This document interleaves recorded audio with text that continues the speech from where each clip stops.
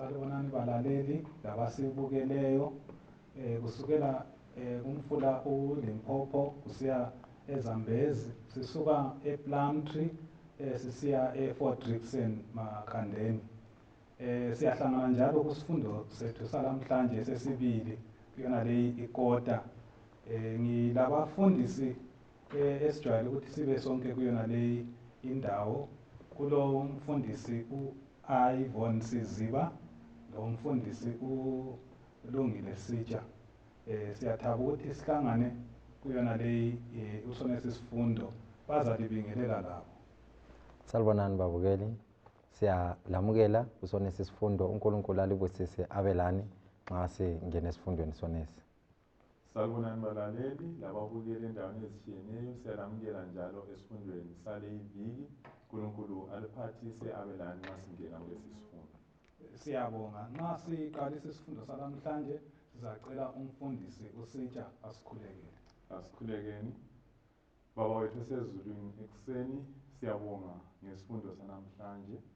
Siyacela sengathi ungaba lathi nxa singena kusona lesi sifundo, siphe ukuqedisisa, busisa wonke umuntu olengxenye yokuphatheka kusona lesi sifundo. Asikhohlwa ukukhulekela abethu abagulayo labagulelwayo lasebetshiywe izihlobo ngalesi sikhathi ngenxa yemikhuhlane etshiyeneyo, kuhlanganisela lomkhuhlane wonalo owe-COVID-19 osuhlukuluze umhlaba kangaka. Siyacela sengathi ngesandla sakho esilamandla wena ungangenela ulethe impilo, ulethe ukutshwaphuluka. Ukuphila kwethu ubisele udumo ngakuwe, ngomthandazo wethu wokukholwa egameni lenkosi uJesu. Amen. Amen. Namhlanje singena kusifundo esimnandi kakhulu. Isifundo enithemba ukuthi sizasiphathisa kakhulu, ikakhulu nxa sokusiza endabeni zokufakazela uJesu, i-witnessing. Ngikhangela isihloko sesifundo sithi sona ukufakaza okulendonsela, win some witnesses, abafakazi abalendonsela. Kusihloko sethu njalo sithi sona esingaphansi amandla obufakazi. So ukufakazela uJesu kumbe ukuwitnessa kuvela kunkambo engaphakathi komuntu. Ayisiyonto ongayilingisela kumbe ubona umuntu eyenza usuyenza iphume ngendlela. Kumele kube yinto esuka ngaphakathi. So isifundo sethu sizaba ngaphansi kwezigaba ezilandelayo. Esokuqala isigaba sithi sona ofakazi ababengakhangelelwanga, unlikely witnesses. Bese kusiza ukutshumayela uKristu, ukuphakamisa uKristu. Kubuye impilo eziguqukileyo zidala umahluko ekufakazeni. Bese kusiza ukuthi ukwaba inkambo ekufakazeleni uJesu. Lapho umuntu nxa efakaza uyabe esaba inkambo yakhe loJesu, sharing their experience ngokuhamba loJesu. Bese kusithi i-subheading yokucina ithi yona amandla okufakaza. Amandla obufakazi. So ngilabafundisi lapha engilabo phambili, abafundisi bengifisa ukuthi nxa singena kusona sesifundo ingena ekhanda ikumsebenzi 4 ivesi 20, ingena ekhanda ivele ihle ithinte khona ngokwakho kuyindikimba yesifundo. Angazi bafundisi lapha kuyini esikufundayo kule indinyana ekhanda mayelana lokufakaza. Okay. Siyabonga mfundisi. Indinyana yokwaziwa ngekhanda etholakala encwadini yemisebenzi ngo-4 ivesi lika-20 ethi ngoba thina kasikuyekela ukukhuluma izinto esizibonileyo lesizizwileyo. Ngezindlela nxa uyikhangele lapha uzananzelela ukubana uPetro loJohane kwakungathuleki. Kusona isigaba ababekiso kwakungathuleki, kwakungavumi ukuthi kuthule ukubana bathule, babedlule phakathi kwenkambo ethile eyabenza ukubana impilo zabo ziguquke, impilo zabo zitshintshwe. Ngapha emuva ngapha bengakahlangani loKristu, impilo zabo zazingeyinye indlela. Sebehlangane loJesu, baphila laye, basebenza laye, babona lokho akwenzileyo, impilo zabo ziyatshintsha, ziyaguquka futhi. Ngase kulesi sigaba bathi hayi, lokho esikubonileyo kuye, impilo lesiyibonileyo lalokho akwenze empilweni zethu akuthuleki. Singeza ke sithule ngaphandle ukubana sikhulume lokho esikuzwileyo lesikubonileyo. Kuyini okumfuqayo? Akulanto edlula lokho esingathi personal testimony, ubufakazi bakho wena ngokwakho obuphathene lenkambo obelayo funa ngempilo kumbe ngezinye izinto nje eziqhathile empilweni. Lapha ke sikhuluma ngobufakazi, sifakazela uJesu. Esimunanzelelayo ukuthi kungani kunzima ukuthi uphikisane lo muntu ngobufakazi bakhe ngoba ngobakhe awungeke ukuthi uqamba amanga nxa umuntu ekhuluma i-testimony yakhe lokho esingathi i-personal experience engakhulumi ngomunye umuntu bengakhulumi ngolunye ulutho kuba nzima Mfundisi Siziba ukuthi wena hayi lokho okhulumayo kasoqiniso. So isifundo saliviki sijonge ukuthi sisivezele ukuthi amandla enkambo angakanani nxa sesikhuluma ngokufakazela uJesu. Lapha ngabe kulomahluko phakathi kokukhuluma ngalokho uJesu akwenzele omunye umuntu lokukhuluma lalokho uJesu akwenzele khona. Nxa singavula iBhayibhili, sorry Mfundisi Sitsha, singavula iBhayibhili, kwesinye isikhathi singakhuluma ngezinto uNkulunkulu azenzile emuva. Sikhulume ngalokho akwenzele uLothi, sikhulume ngalokho akwenzele uNoah, sikhulume ngezinto azenzela bonke abantu bendulo le. Sikhuluma izimanga zonke zendulo, kodwa kuba yindaba zabo, kuba izitori zabo. Kodwa kuba lo mehluko omkhulu nxa sengikhuluma ngalokho akwenze empilweni yami. Okwale emuva yindaba yabo ethinta bona, kodwa nxa sekuqondana lami, yikho lapha nxa ngingaphambanisi incwadi kaJeremiah ngu-20 isahluko ekhuluma ngokubana kuba njengomlilo emathanjeni ami. Ungayiqondisa Tshuma, kuba ngumlilo emathanjeni, akuthuleki. Nguvesi ngelika-9, akuthuleki lokho uNkulunkulu akwenze empilweni yami, kuthi ngikuhlabele ngikutshela abantu njalo nje lokho akwenze empilweni yami. Anti nguJeremiah verse 20 verse lika-9 yena. Jeremiah kwafika ibanga lokuthi acabanga ukuthi akahle ngithule ngokukhuluma ilizwi likaNkulunkulu. But uthena nxa ngangithula laphana ilizwi lelana lalingani liba ngumlilo otshisayo ngaphakathi kwamathambo ami. Kwakunzima ukuwuvalela lowo mlilo. So kwakunzima. Kuthi ngenza indlela umuntu osehlangane loJesu inkambo yakhe laniyamaleli ukuthi athule, kathuliseki. Lokhu sikubonile Mfundisi, ngitsho la sebantwini abaningi esibabonile last week sike sathinta njalo ngabofakazi esingathi thina abantu ama-martyrs, abantu abafa abafela ukholo lwabo. Yes, abafela ukholo lwabo.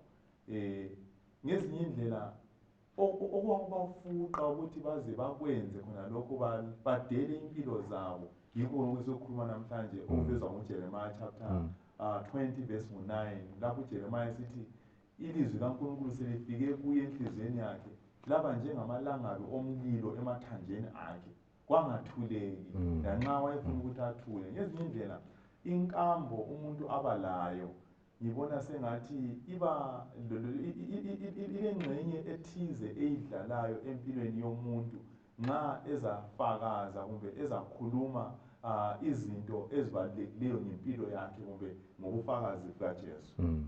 Okay, nxa sikhangela njalo lapha kukhanya ngani kule ndlela ezimbili abantu abaza ngayo kuKristu, abaphenduka ngayo. Kulabanye abantu ukuphenduka kwakhe kwaba khonapho kwaba sudden njengokuphenduka kukaPawuli. Bese kusiba khona futhi abanye ongekatsho ukuthi waphenduka nini. So lithini ngoba laba ikakhulu laba bebale eBhayibhelini babona uPawuli ukuphenduka kwakhe kwaba khonapho. But bo yena ukuphenduka kwakhe uzange kube lesimanga esimangalisayo, kazange abheke ngemota waphosa ukufa, kwafa abanye kwasala yena yedwa. then wasephenduka awuzange kube khonapho umuntu angibona uyaswela adinga sokuthi athi mina vele ngaphenduka nini kodwa ukuphenduka uyale sazi ukuthi ngiphendukile khona abanjalo kungani kuyabahlupha kakhulu. KwabaseRoma ngo-3 Mfundisi ivesi ka-23 uPawule lapha nxa eloba uthi ngoba bonke banjani bonile basilele enkazimulweni kaNkulunkulu. Engikunanzelayo ukuthi bonke abantu banjani bonile njalo umusa kaNkulunkulu bawudinga, uthando lukaNkulunkulu baludinga, bayadinga ukuthi baguqulwe ngumusa kaNkulunkulu. Njalo ukuguquka ukuphenduka ayisikho kwabantu abakhethiweyo abalutshwane. Ngokwethu sonke ngoba sonke sinjani sonile sisilele enkazimulweni kaNkulunkulu. Sonke sidinga ukuthi siphenduke. Munye ngamunye umuntu ulendaba akumele ayixoxe ngalokho uNkulunkulu amenzele khona. Mina ngile yami inkambo, ngile yami indaba. uSitsha ule yakhe inkambo, ule yakhe indaba. Eyami inkambo asiyo inkambo kaSitsha. EkaSitsha asiyo inkambo yami. Lalo kule ndaba angayitsho kukhona ngakutsho ngalokho uNkulunkulu amenzele khona. Akufiki ngasikhathi sinye, okunye kwenzakala laphana, okunye kwenzakala laphana. Munye ngamunye umuntu ule nkambo yakhe, kule ndaba yakhe angayitsho ngalokho uNkulunkulu amenzele khona. Okunye khona umfundisi Tshuma nginanzela nje ukuchilo ukuthi indlela uNkulunkulu akhulumisana lathi ngamunye ichiyene. Ngizama ucabanga lapho ukuthi nxa ungacabanga ukuthi ngabe uNkulunkulu usebenzisa i-approach eyodwa emuntwini wonke ukuthi engxenye nxa umuntu ezaphenduka kumele aqala agulelwe kumbe akhuthwe imota and so forth. Ngabe vele kakwenzi ingqondo angithi kodwa uNkulunkulu ulandelela umuntu ngamunye ngenkambo ezitshiyeneyo ngenxa yokuthi sonke sichiyene ngendlela uNkulunkulu asidale ngayo futhi sichiyene sinjalo lendlela esingathi nayo receptivity indlela esamukela ngayo ivangeli ichiyene. So uNkulunkulu usebenzisa ke khona wena leyo ndlela ukuthi asifinyelele lapho esikhona. So abanye kuphenduka kwabo kuyathatha isikhathi. Ingqondo lokho ivuleka enanzelela ubuhle bomusa kaNkulunkulu kuya kwamalanga aze agcine emuseni kaNkulunkulu. Bensithi mina kulesa subheading lapho ethi yona ofakazi abangafanelanga ofakazi abangakhangelelwanga. So nxa kukhulunywa yebo uMethi uthi yena indoda ezazilamadimoni laphana eGadara zazingu-2 kodwa uMakho uthi yena yayiyodwa. So indoda leyi nxa sikhangela lapha indoda eyayingeke uthi yona iyaqualifya ukuba ngu-witness kaJesu. Libone ngani kuyini okwakungabe kusenza ukuthi nxa umuntu wayekhangele leyana ndoda wawungeke utsho ukuthi kwakungaphuma umfakazi kaJesu. Njalo okunye khonapha emfisa sikukhangele ukuthi kulezifundo bani esizifundayo kuyona lana indaba mayelana lokufakazela uJesu. Ngithathekiswa yile ndaba mfundisi Tshuma ekandoda lo owaziwa ngokuthi nguLegion esimthola kuMark chapter 5 laphana kusukela kuvesi ngo-15 siya ku-20. Uzananzela ukuthi indoda le in summary ngamafitshane indoda eyayisaziwa ngokuthi ihlala emangcwabeni ilamadimoni amaningi okumangalisayo iyisigebenga ngatsho njalo.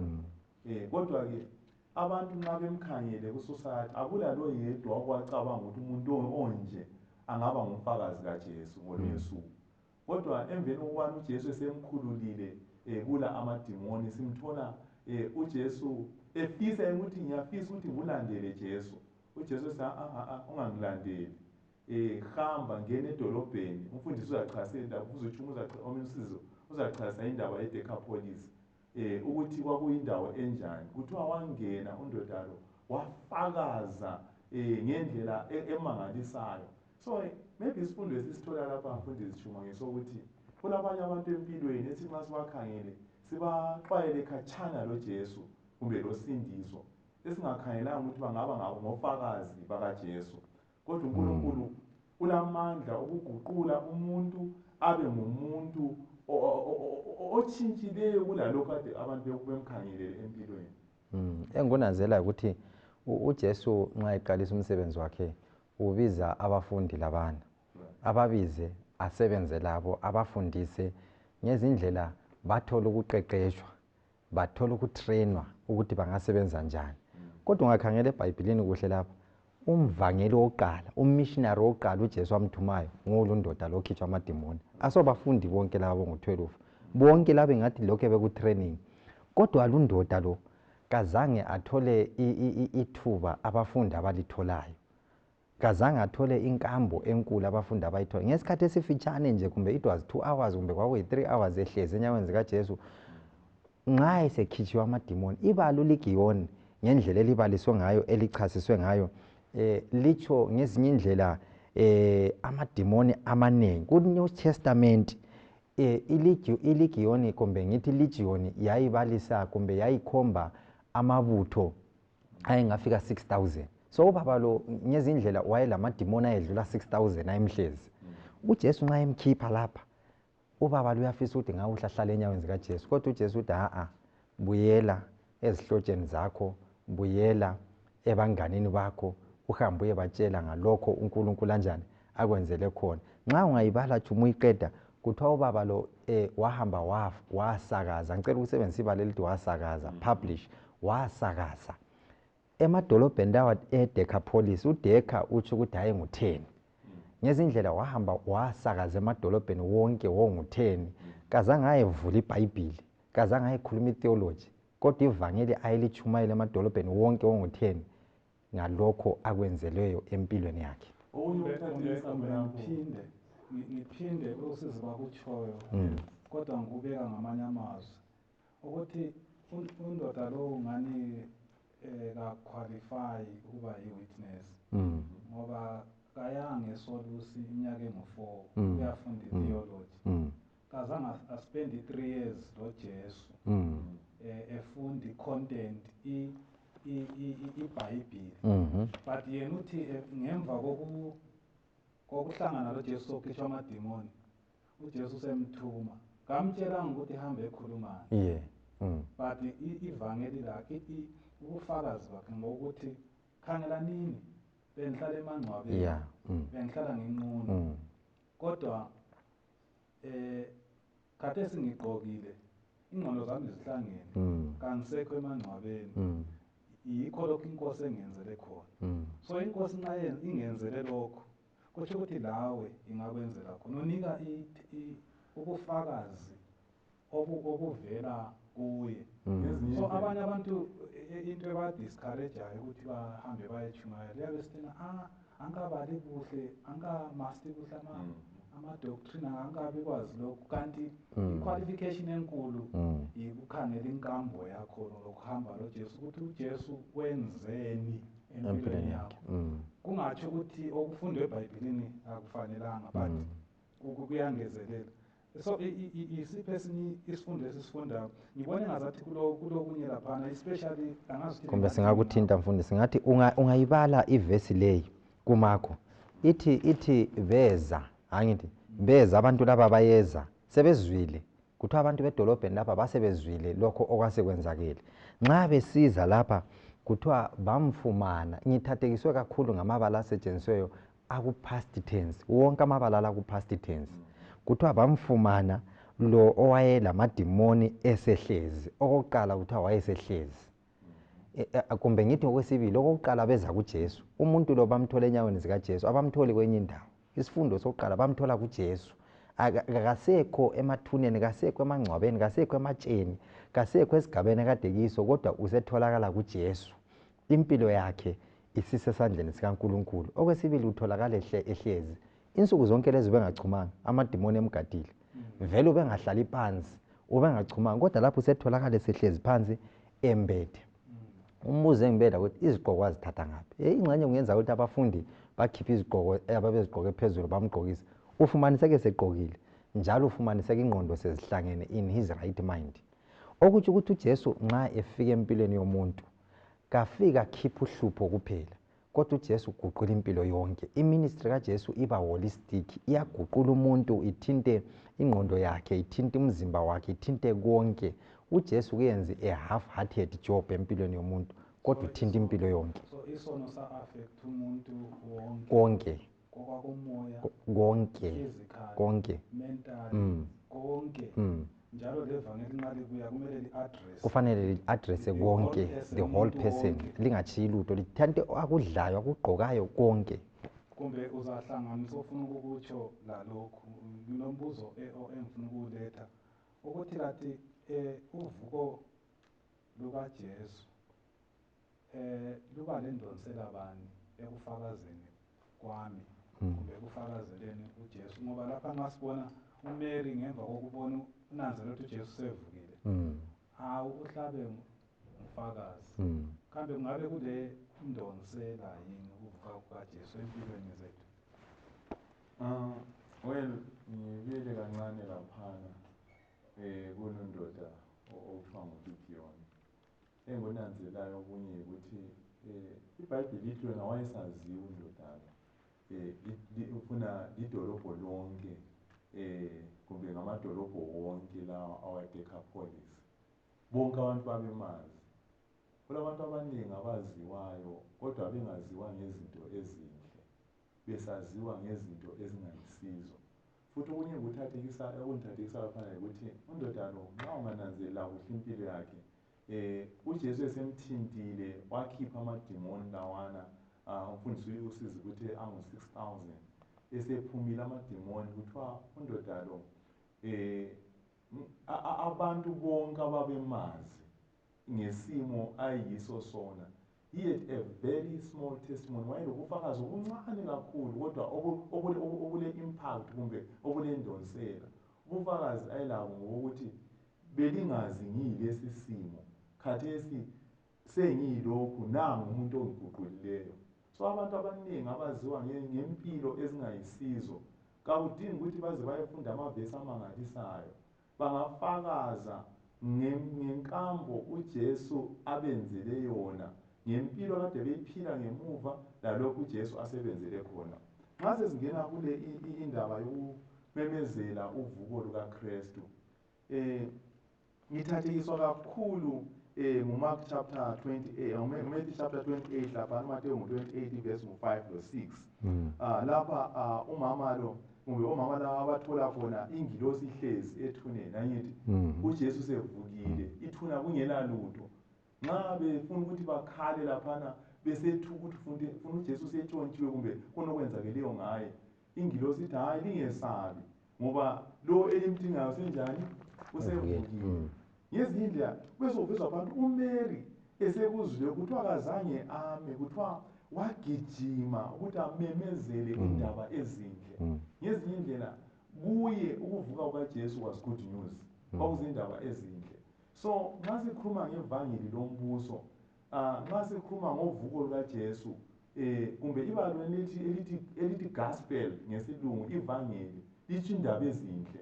So indaba ezinhle zokuvuka kukaJesu, indaba ezinhle zokufa kukaJesu esiphambanweni lokuvuka kwakhe, uveza uvuko olukhulu oluyakwenzakala lapho uJesu ezevusa abangcwele. Ukuthi kule vangeli elingatshunyayelwa kungazange uthinte ukuvuka kukaJesu.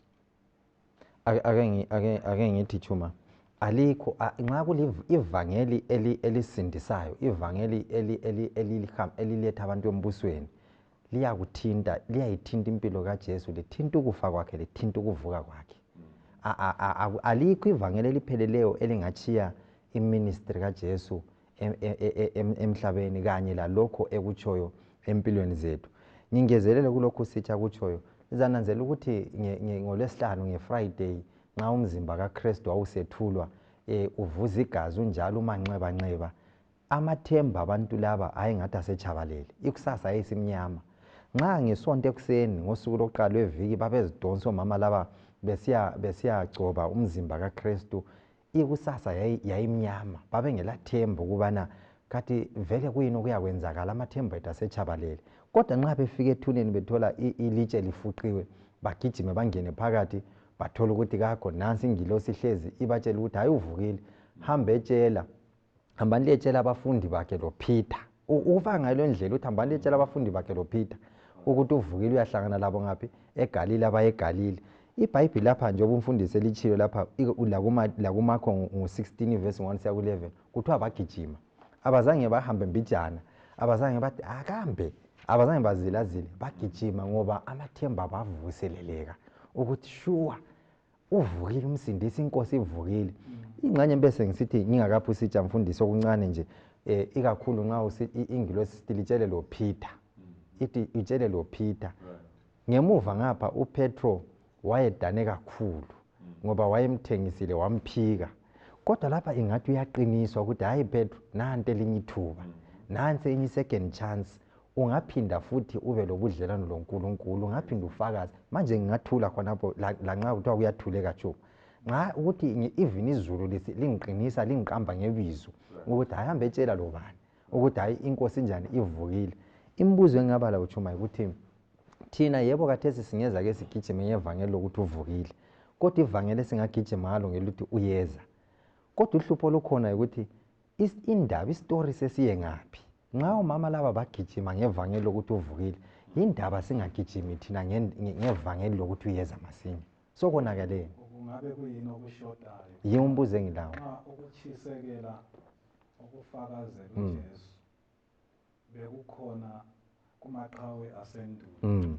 Sekuye ngaphi? Samaria nxa esehlangane loJesu, kuthiwa wachikane yamanzi, wangena idolobha, wahle wagijimele ethawuni.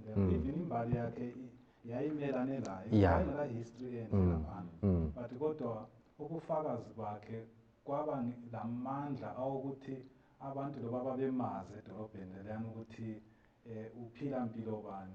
Kuthiwa idolobho almost lonke laqobuka laze bona ukuthi kwenzakalani.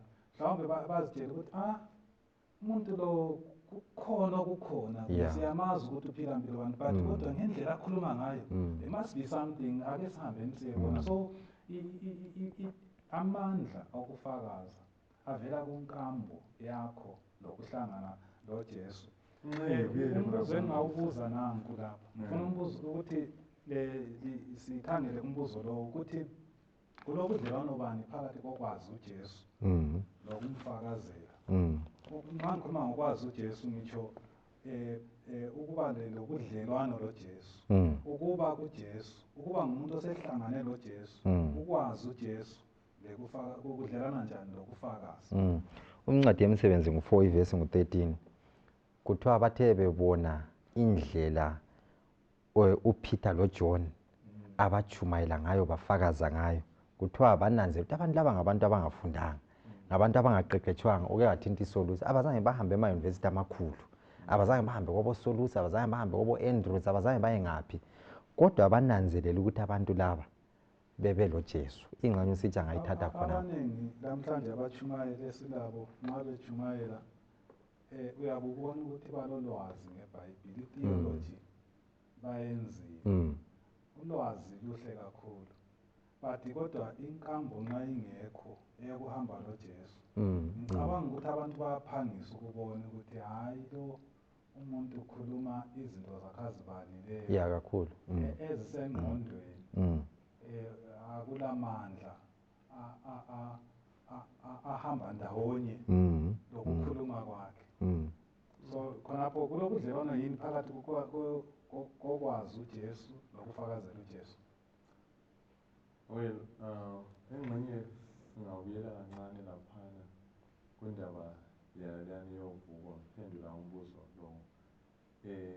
Ngibona ngathi lakithi ilokhu ikhuluma namhlanje.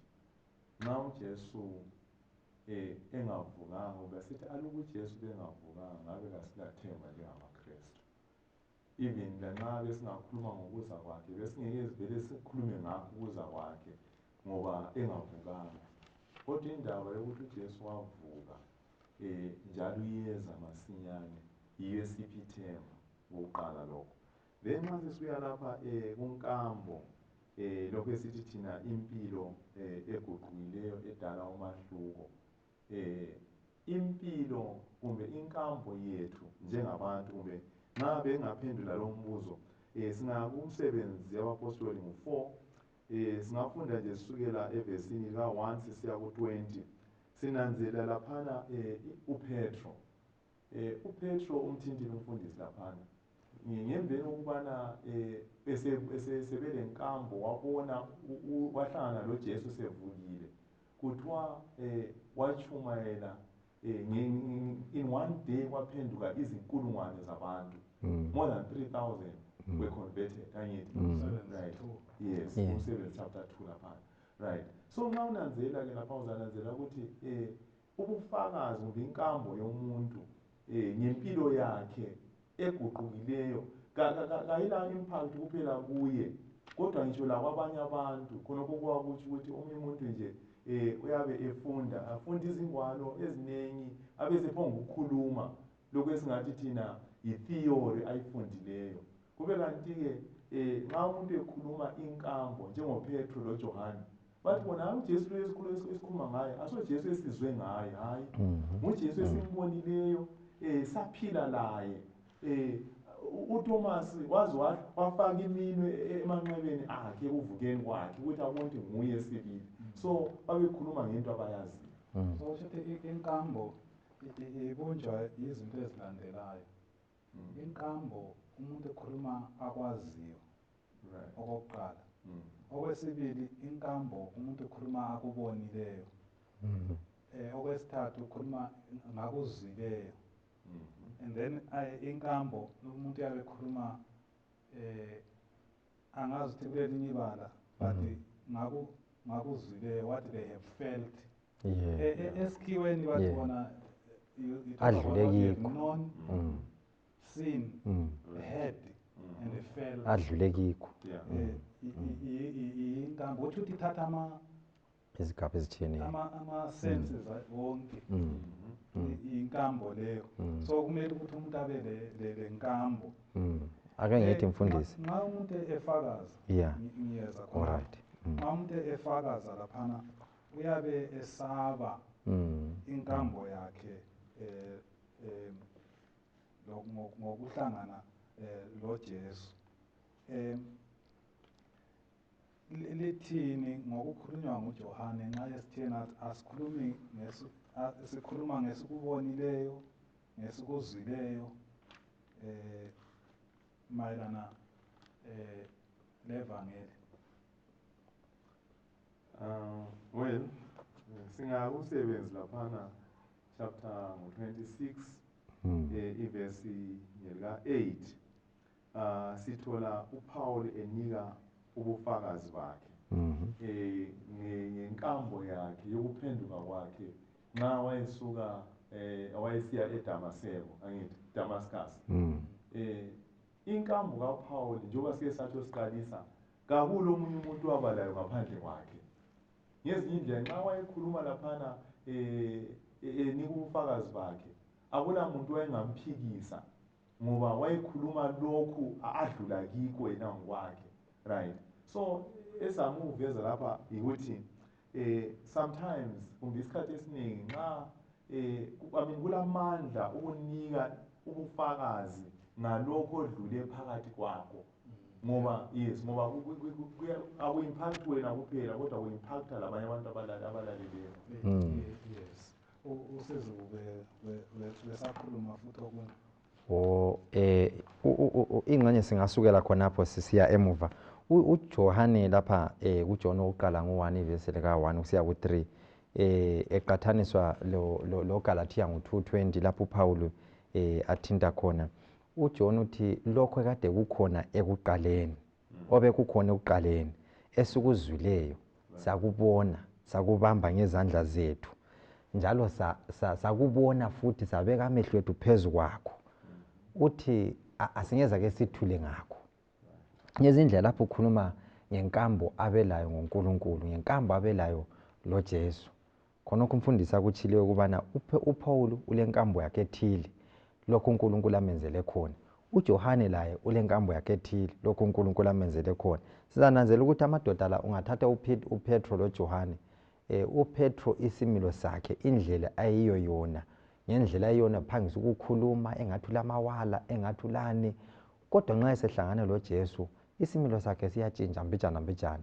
Nangu uJohane lapha loJakobe babesaziwa njengamadodana omdumo, babengaphuzi ukuphosa isibhakela, babengaphuzi ulaka lwaluphuphuma, kodwa uJesu esehlangane labo, sebehlangane loJesu impilo zabo ziyaqalisa ukutshintsha, baba lobudlelwano loNkulunkulu. Ngiya kumqondo lo uthintileyo Mfundisi ukuthi ubudlelwano obungaba bukhona phakathi kokumazi lokwabelana abanye ngaye. Yazi ukuthi kulula ukupha ungathandi, kodwa akulandlela umuntu angathanda ngaphi ngayo. Ukupha uyenelisa ukuthi uthwala ingcebethu uye komakhelwane uthi nansi impuphu, akutsho ukuthi uyabumthanda. Nxa kufiwe esigabeni esithile ungathwala impuphu uhambise, akutsho ukuthi uyabathanda. Kulula ukupha uphakamisa igama lakho, kodwa kulandlela ongathanda ngayo uNkulunkulu, uthule ungatshela abantu ngaye. Kanti manje lithini ngalabo abathi bona uze umuntu esena hayi mina ngizwa kungatsho ukuthi ngifakazele uJesu. Of course bahamba besiya witness abanye, hayi mina kimi ngiyaswela ukuthi ngikhulume ngani. Ya, sike sakuthinta futhi iviki ephelileyo njengoba sokusikhuluma ngobufakazi ukuthi umuntu othi ngizwa kungatsho uyabe eqinisile ngoba akulanto angayifakaza. Njengoba sike sathinta lapha uJeremiah ngo-20 verse 9, uJeremiah nxa esehlangene loNkulunkulu lelizwi lakhe kwamalela ukuthi athule.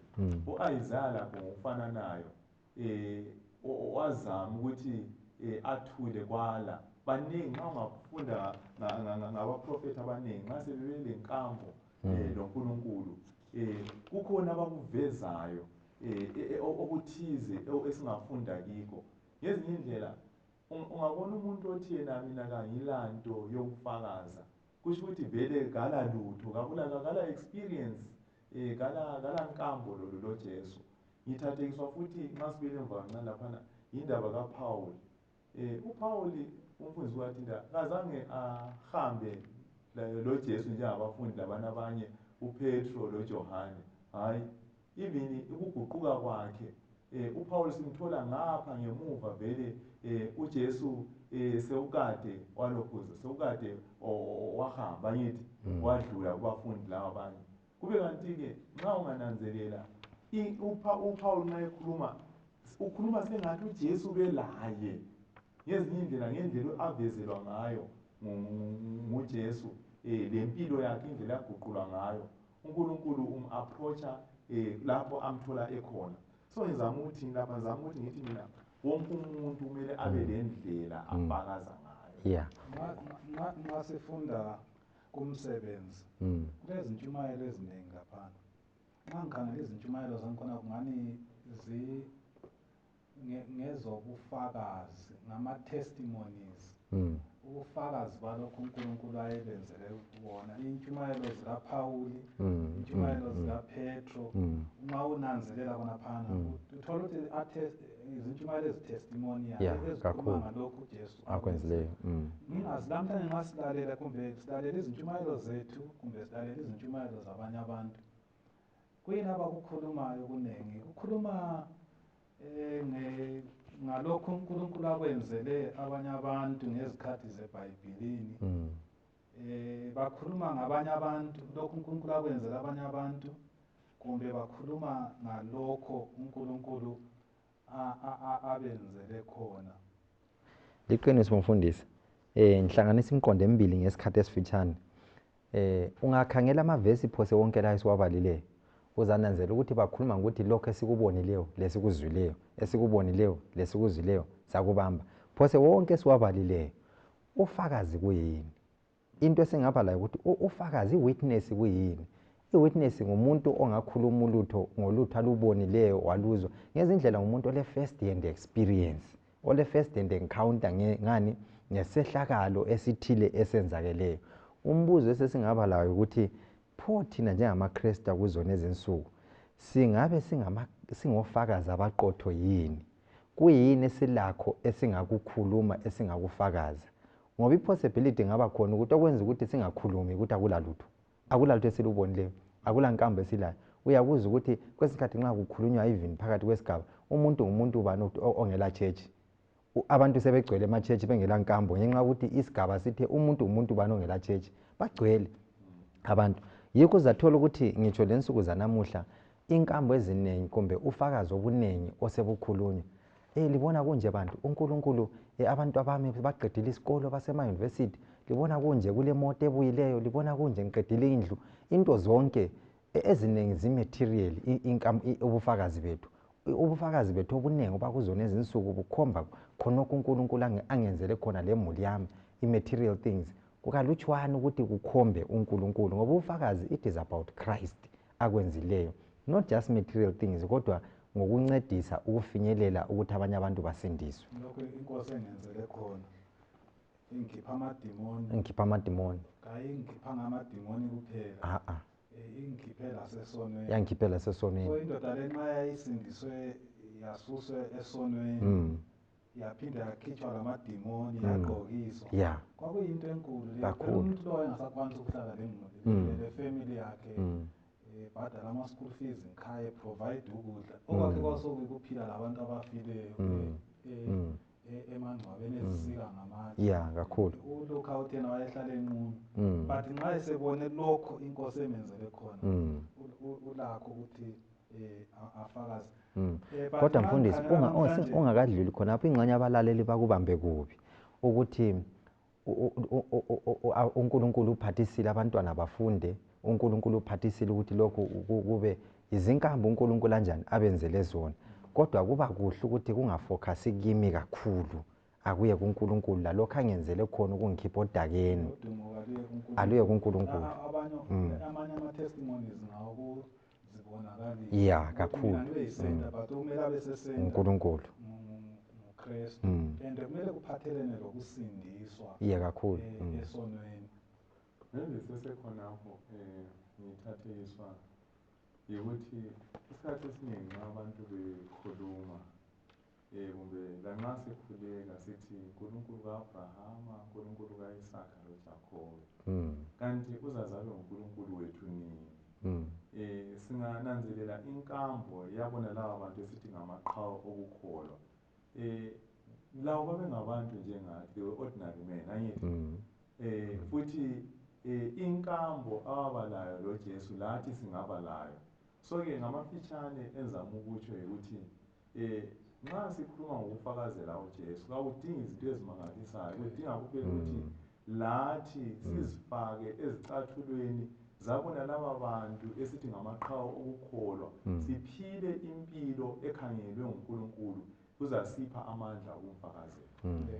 Omunye nxa eloba uthena nxa wayebhode esenza ama-Bible study labantu ezindlini, kwakusiba khona abantu ababefika bamxotshe batshayelela izivalo bamxotshe nxa bengamboni etshumayela, uthi labo babengamhluphi ngoba babemhlukuluzela ukukholwa kwakhe.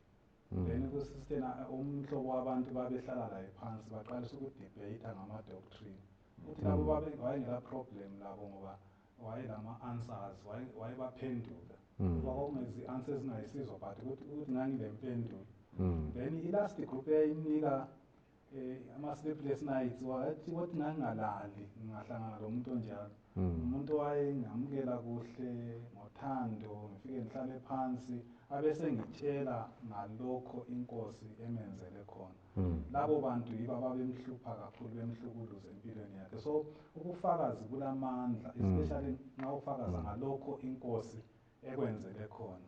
Sizacela umfundisi uSiziba asikhulekele. Siyabonga Baba sezulwini, siyabonga ekuseni lokhu ngamandla evangeli elisiguqulayo, bese sicela Jehova ukulunga ukuthi nxa amandla evangeli sesiguqule umsa wakho wasifinyelela Nkosi ezigabeni ezitshiyeneyo ezithile zempilo lapho esikhona, cela ukuthi usiphe amandla, usiphe ukwenelisa, usiphe Nkosi isibindi ukubana sisukume sitshela abanye ngothando lwakho olukhulu lalokho senzele khona.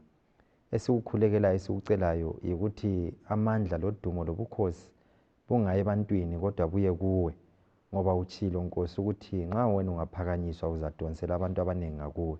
Siyabonga ngelizwi lakho, qhubeka ukhuluma lathi, usibaze usilungise izimilo zethu usilungisele umbuso wakho ozayo masinyane ngoJesu siyakhuleka amen.